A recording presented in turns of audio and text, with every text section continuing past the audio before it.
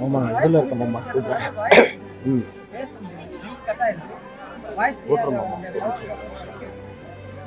உங்கள் பேர் என்ன நடந்தது? விஜய் ரசிகர் விஜய் பார்க்கணும்னு ஆர்வத்தில் போயிட்டு கும்பலில் மாட்டிட்டாங்க. நெருக்கடிக்கு யார் காரணம் இருந்தது?